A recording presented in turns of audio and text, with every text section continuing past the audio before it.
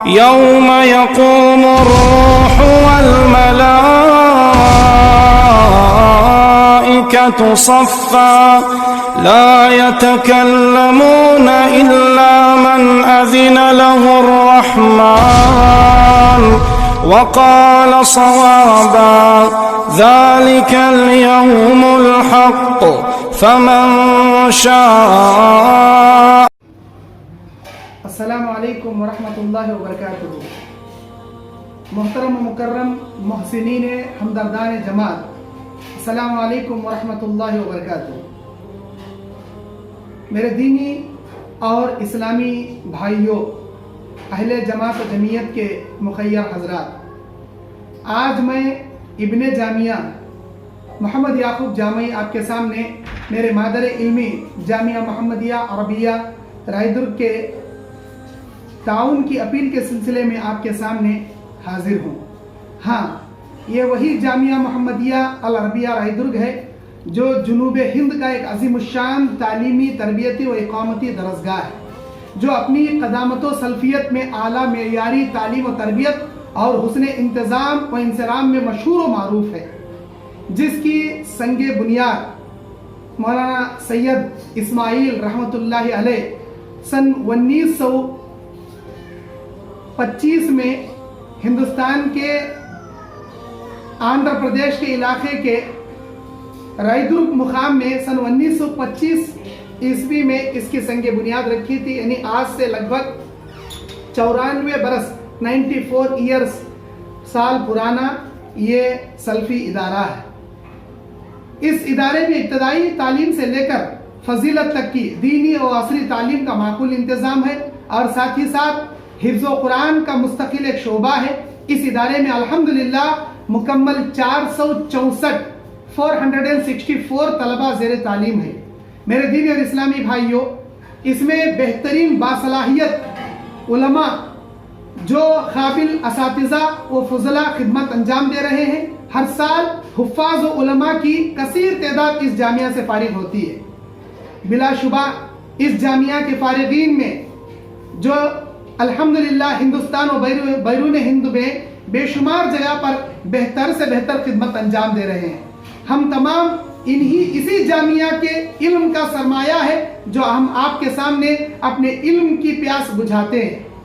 میرے دینی اور اسلامی بھائیوں، یہ ادارہ جسے مولانا سید اسماعیل رحمۃ اللہ علیہ جس کی سنگ بنیاد رکھی تھی، اس کے بعد مولانا سید عباس صاحب اور اس کے بعد مولانا عبداللہ حضرت اس کی الحمدللہ بہتر سے بہتر کارگزاری سنبھالتے رہے رحمہ اللہ تعالیٰ علیہ.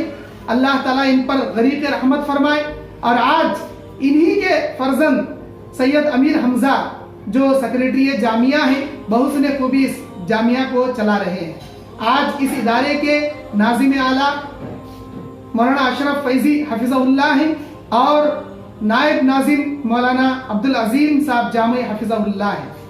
الحمدللہ اس جامعہ میں بے شمار اساتذہ جنہوں نے ہم کو علم سے آراستہ و پیراستہ کیا، جیسا کہ مولانا عبدالغنی سیفی رحمۃ اللہ علیہ اور مولانا عبدالرحیم عمری رحمۃ اللہ علیہ، اور اسی طرح مولانا ابوالکلام ندوی رحمۃ اللہ علیہ.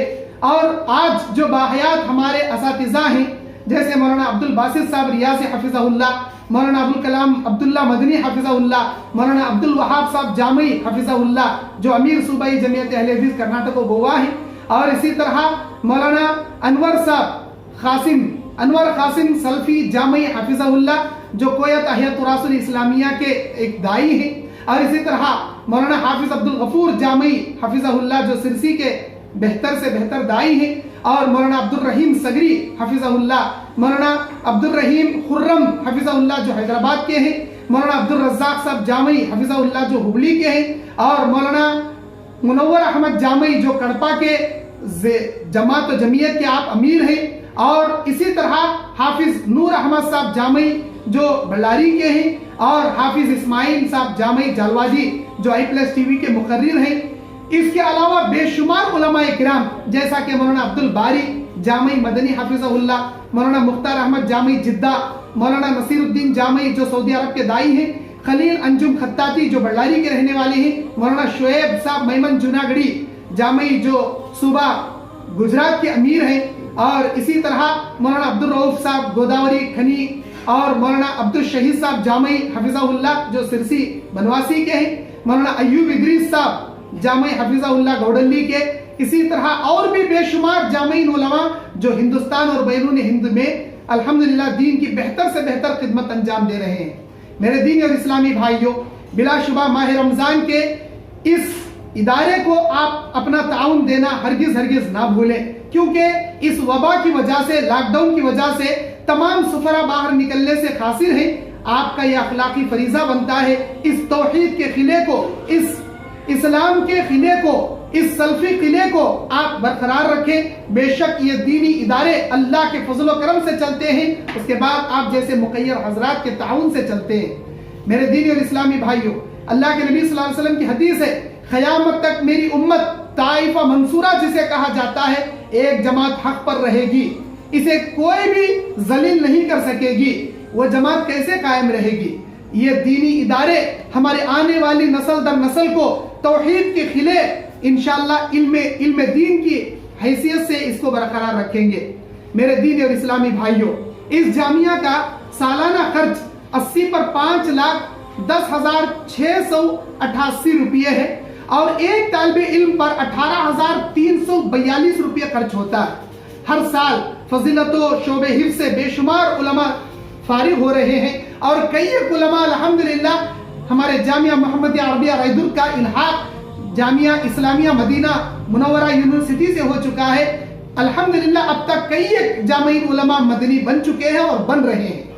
میرے دینی اور اسلامی بھائیوں، 1926 عیسوی میں اس کی سنگ بنیاد رکھی گئی، 90 پر 4 سال کا یہ ادارہ ہے۔